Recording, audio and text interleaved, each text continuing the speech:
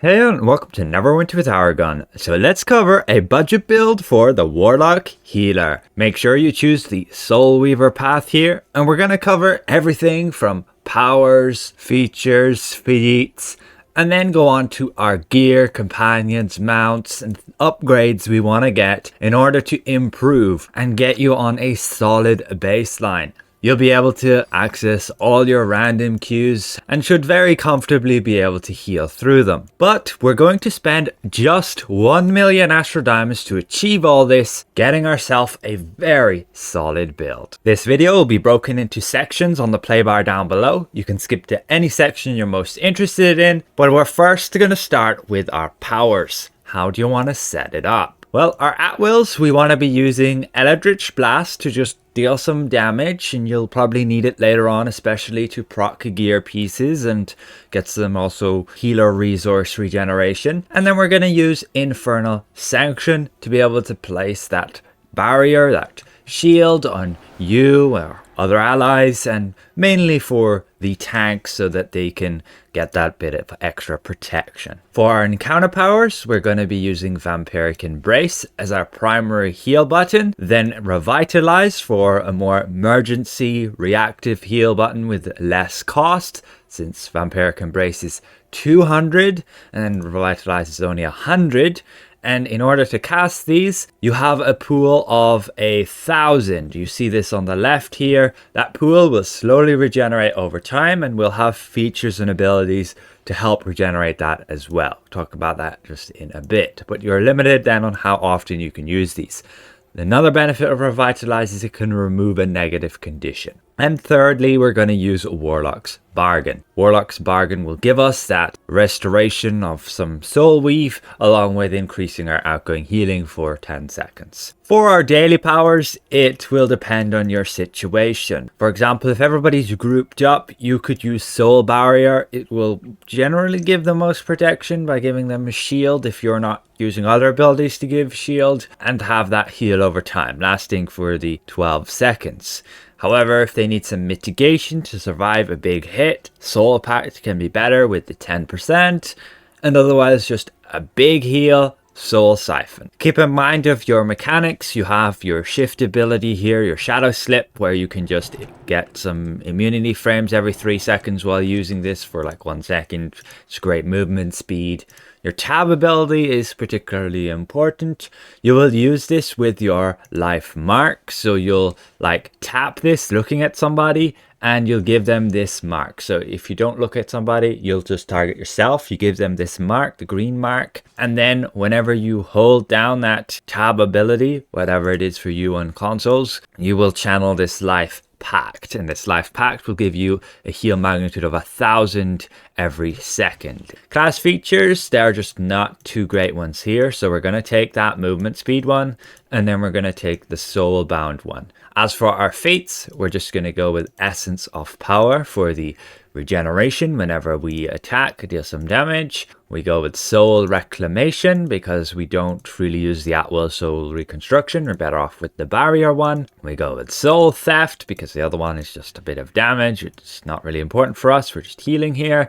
And From the Brink, just giving us the extra boost in healing when we heal people who are less than 25% of their hit points.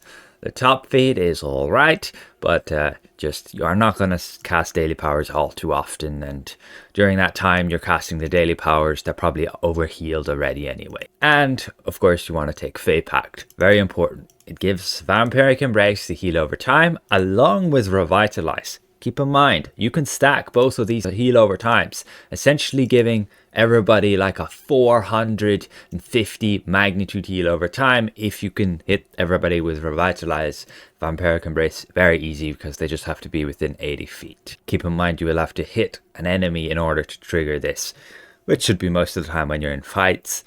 You'll have something to hit while they take damage as well. That is your general power setup. I will cover more of what powers to use and when in certain content in a gameplay video that I'll release after this one, probably a bit later as I have some work to do in between. But keep an eye out on that for how to, let's say, heal pretty effectively through all those random queue content. But let's get the item level and let's boost our stats to be able to unlock all this and get through it pretty comfortably. Just a quick note on our stats. You want to focus on your power, your outgoing healing. You kind of want to balance the two.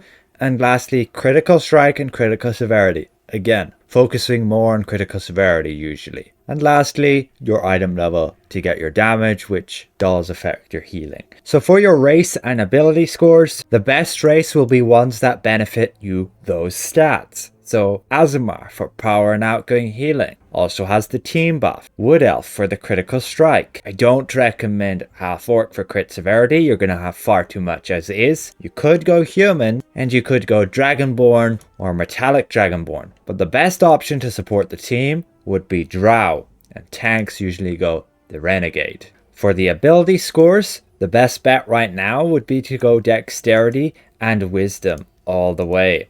Later on, you might need to switch Dexterity over to Charisma because you'll have too much critical severity. Now before we spend any astral diamonds for any upgrades, you can get some free item level and bonuses through your guild boons. Join a guild and they'll give you bonuses like power, defense and movement speed that will help you out along with the 3000 item level you get from those. When you do campaigns and adventures, you'll get boon points and you'll want to prioritize them in power, critical strike, critical severity. Again, focusing those stats we all mentioned. The power goes all the way up to here.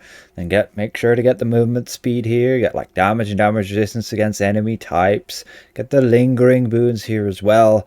Make sure to get the outgoing healing on tier 5 and blessed resilience on your master boon. Otherwise, I would recommend recharge speed here unless you want to be casting dailies a bit more often than action point regen. So now let's move on to spending that million astral diamonds budget. So we're going to start with our gear. Some gear upgrades. What I would do is for your weapon upgrades, just look up mastered, usable by me, and you will find weapons here for the Warlock. 300k for the main hand and nearly 600k for the offhand. Relatively cheap. Just be aware of people inflating the prices. Wait for them to settle down to around this again before you buy. It's very good and people use this even in endgame. For your headpiece to upgrade from here, you could get the Raincatcher from Hardcore Vault of Stars, but you could also go and complete Menza Branzin and get the legendary Bregan headpiece here. And from there, you really want to go and get into Master Temple of the Spider and get the legendary Dark Maiden's headpiece here, and then upgrade it with Menza Branzin to Mythic, giving you 20% more regeneration to your Soulweave. Alternatively, you can get some stats with Dragon Hunts and get the Serene Hood. For your armor, you can very simply get an upgrade from your Seals vendor. You can find one in Protector's Enclave or summon it with VIP. Start out with this one here with Seals of the North, and then you can upgrade to the Seals of the Dragon version right here. However, you can also again go to the Menza Branzin campaign. It will apply a debuff to enemies that you're next to, allowing your allies to deal more damage against them. And then with the Demon Web Pits, you can upgrade that to Mythic to increase the damage your allies deal. It is really good for endgame. For the arms, you will want to just get the Serene Mitts from Dragon Hunts. And for your boots, you will want to start out by getting the Seals of the North boots, most likely with the critical strike here when you're in a party, but then you will want to upgrade with the Demon Web Pits, these healing boots which give you outgoing healing and forte when in a party. For endgame in your neck and waist, you will most likely want the Vistani set, the Apocalypse set, or the Marilith set. But we're going to purchase a much cheaper set to start things off, and we're going to begin spending our million astral diamonds. Initially, about 6,000 for the Amulet of Tiamat's Demise, then just over 18,000 for the Tiamat Sash, and about 10,000 for the Tiamat's Orb of Majesty. Claim those all from your mailbox and then get them equipped. This set gives you a boost to your outgoing healing and your incoming healing. It's pretty much the best set you can use for like your random queues to increase your own healing. For our shirt and pants, you will most likely stick with these even into endgame. There are just not better options, and they come very cheaply. You can get the shirt here, Tainted Shirt of the Dragon Cult. Again, be aware, only buy the things at about the price I am buying them now. If they're way higher, wait for the prices to settle back down. Supply and demand dictates this is the general price they'll be at. Otherwise, somebody has just been manipulating them. And again, wait for the prices to settle. Again, claim those from your mail.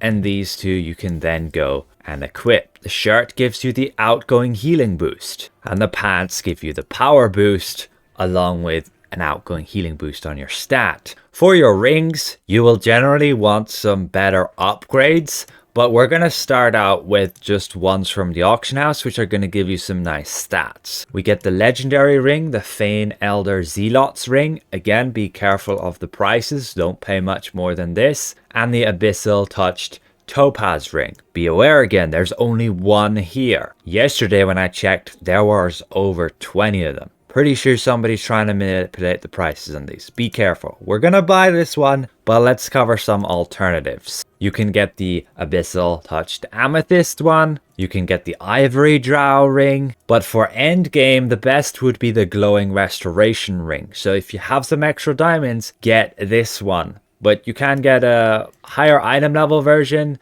But like, it's really not worth it. It's what, 100 item level difference? It says it gives 6%, but that's bugged and still only gives 5%. So again, just the Glowing Restoration ring. But that's outside of our budget range for now, but it could be worth saving up a little bit more for that. We got these two rings here. We equip those and they give us a nice boost to these ratings along with some extra outgoing healing from the Topaz one. Upgrades from these rings will be to get the Soothsayer's Ring of Absolution from Dragon Hunts here, the Grace Ring from completing your Demon Web Pits campaign, but then also getting the Glowing Restoration one is really good for your stats. So from here we're going to move to Companions. Again, we'll have to spend some more Astral Diamonds. We go to the auction house and we look up the Joy Dancer of Lyra. We buy this one for 122,000.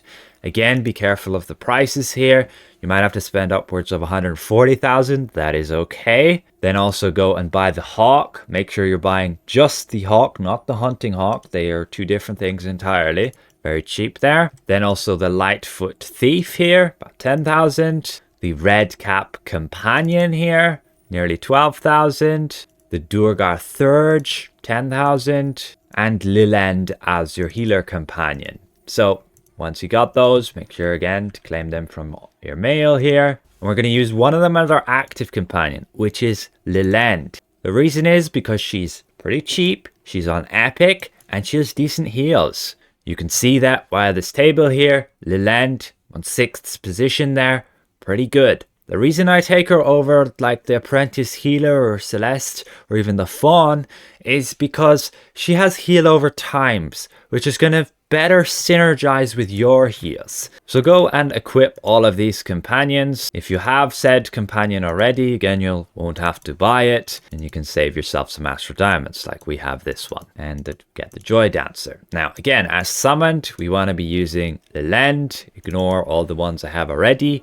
and you should see they should have populated all here. However, it's a little bit incorrect what it's done automatically. We don't want Lilend here, we want the Hawk. So we have the Red Cap for the crit severity, the Durgar Thurge for the crit severity, the Halfling Thief for the critical strike and crit severity, the Hawk for critical strike, crit severity, and the Joy Dancer for the outgoing healing. Now for this purple power here, it says like dulled senses. It might for you as well, depending on the order of which you equip them. We want to take Reinvigorate, and this comes from the Joy Dancer. Also a reason why we bought her, and that's why she's worth it at that price. Reinvigorate, when you heal people, will give a chance to also increase your outgoing healing further. Now once you get to end game, you'll want to use something to support the team, like these ones right here, including advantage nullification. You might already have some companion equipment, but we'll discuss that a bit later. You might also have a companion enchantment, that's all good. But you might be wondering, should you upgrade these companions? Well, absolutely do not upgrade the Red Cap or the Durgar, as they're giving you other stats than just the healing stats, so they're no good. But the Halfling Thief and the Hawk can be pretty good upgrades depending on the build,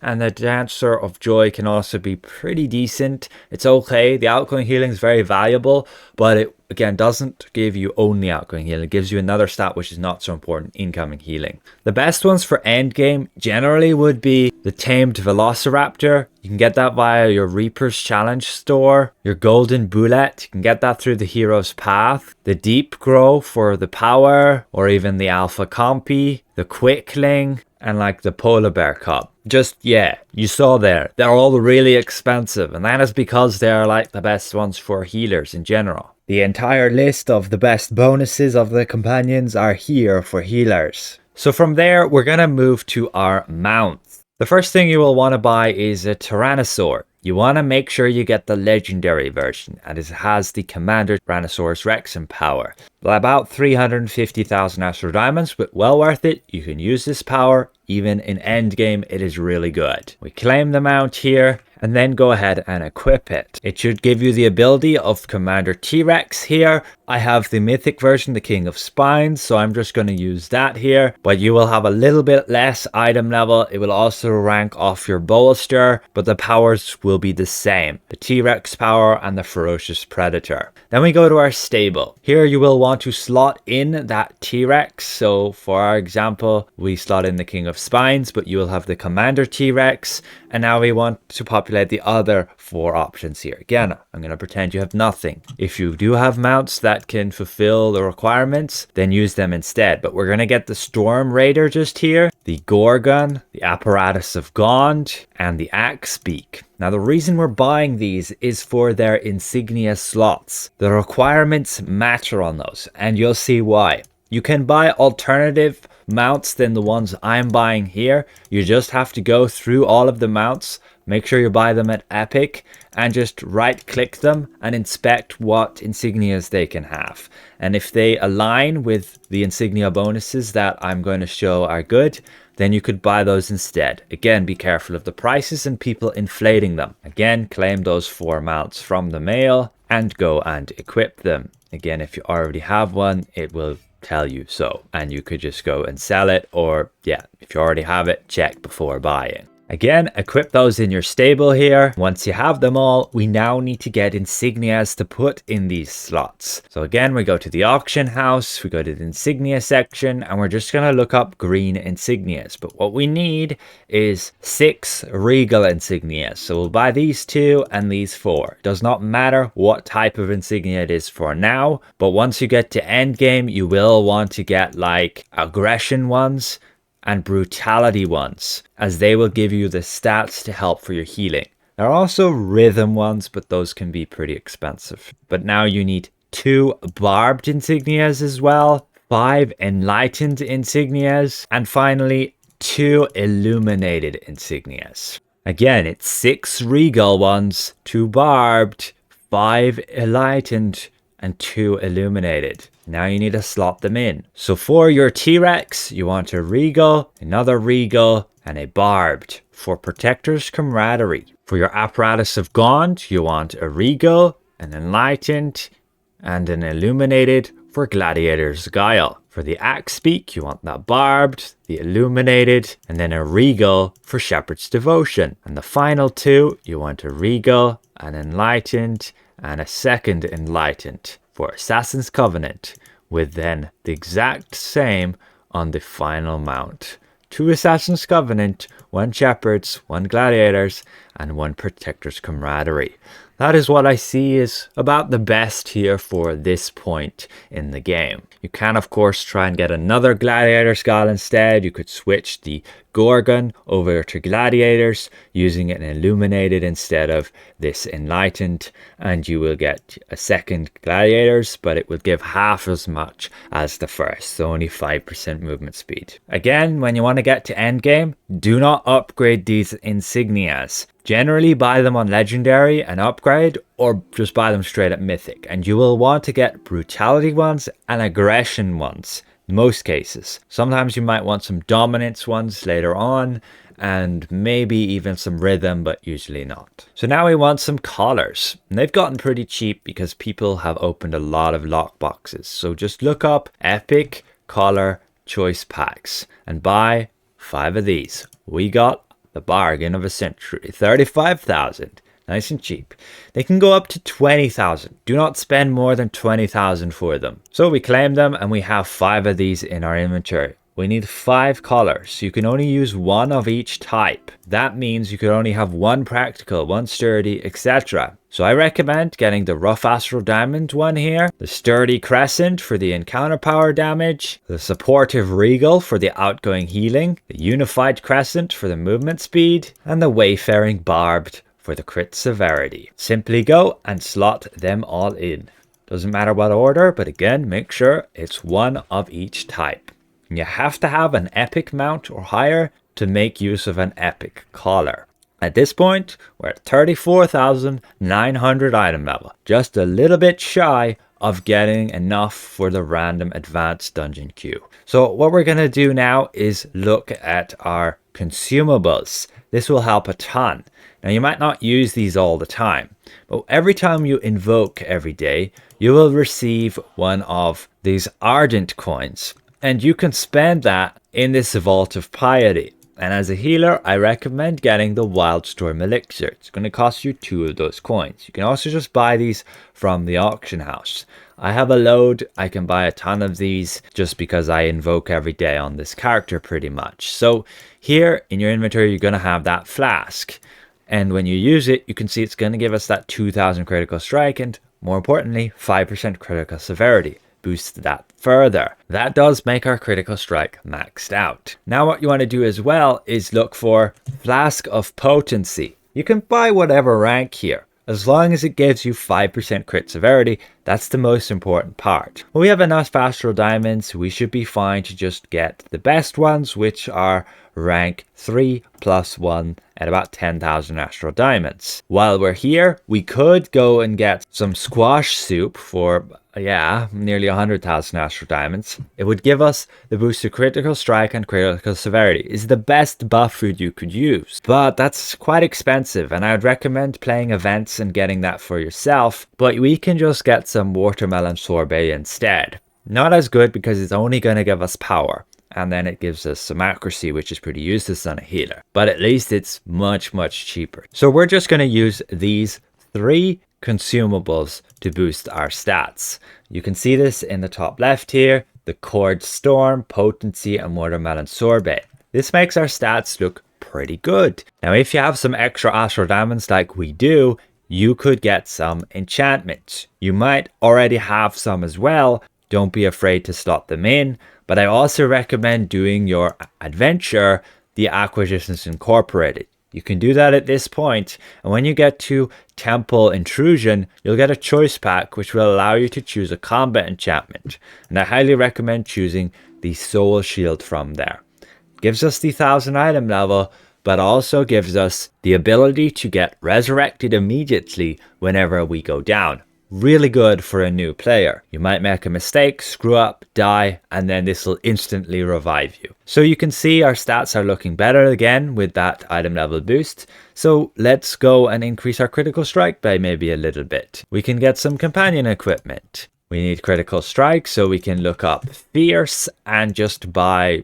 3 of these, I guess. Get them equipped. They'll give you some item level, just a little bit, 400. Does put our critical strike in red though. If we get some more item level, again, that will drop. But if you still have some more astral diamonds remaining, I would pick up a Corrupt Black Ice Overload here. Just over 40,000 astral diamonds. Don't spend any more than that. You can also just get the other corrupt ones on blue, piercing and lethal, but the black ice one will be just that little bit better for the extra power it will give you. It says it will only last 8 hours, but in fact it will last a lot longer than that. So for now it can be a good investment of 40,000 astral diamonds. What I'm also going to do is get some enchantment upgrades here. We want to get one to put in our utility in particular. we want a Jade enchantment. We only want one. It's going to cost about 20,000 astral diamonds. Just be aware when you are getting to end game, you will usually want to just buy these on epic, legendary, or even just at mythic, because that'll be cheaper than just buying it blue or green and upgrading those in most cases. So we're just going to buy one Jade.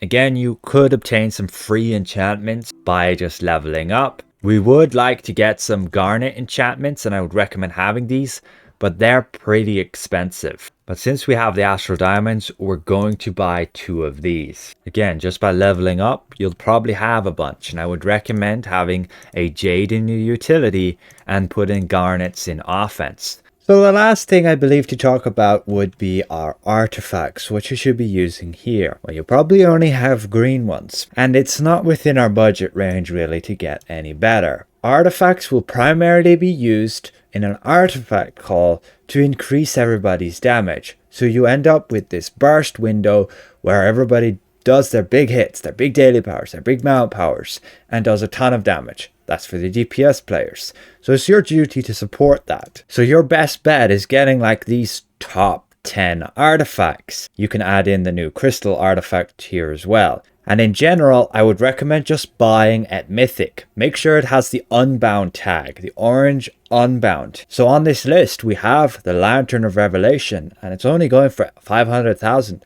That is pretty cheap. Another one here is the Wyvern Knives, Charm of the Serpent, Halaster's Blast Scepter. Those are all really good options here on this list to support the team, and I would recommend it as something you would spend on when you can farm some more astral diamonds. Again, this build should have no problem in the random queues, so you should be doing those daily, getting the rough astral diamond bonus, and as a healer you shouldn't have too much trouble finding a group. For the belt items here, you'll generally want a healing potion, and then you will want to get your Forger's box. I recommend looking up my video on the Forger's box. You can look up my more recent one where I cover how to obtain it and upgrade it. It'll give a boost in power, and that will help you the most as a healer. For your last belt item, well, yeah, there's not really any great options, but the best would be a wondrous dragon that would give you action point regeneration. You can look through them. They have different bonuses, like this one will give action points of 1%. It's such a minuscule bonus, I would not worry about it at all. The most expensive would be the red ones at 3%. Otherwise, just use whatever. And that is about where I'm going to leave it for this build. You're going to heal for a pretty decent amount. Your stats are pretty good. You've got the item level now to do all those random queues. And again, keep in mind of the different sections I said in this video, what upgrades you want to get for the gear, what you want to work towards. That is about it for the entirety of my build. You should pretty comfortably complete random queue content. If people are just taking a ton of damage because they're not using their immunity frames, because they're not using their stamina correctly, and they're just standing in red zones, don't blame yourself too much. You're not going to be able to heal everybody. Some players are just really new to the game and don't really know how to move and position themselves. And the better the players you get, the easier it will be to heal them through things. There is a certain amount of mechanics they have to play in order to survive as well. You're not expected to heal through everything. With that, a special thank you to all these channel members for their added support. See you guys around. Goodbye for now.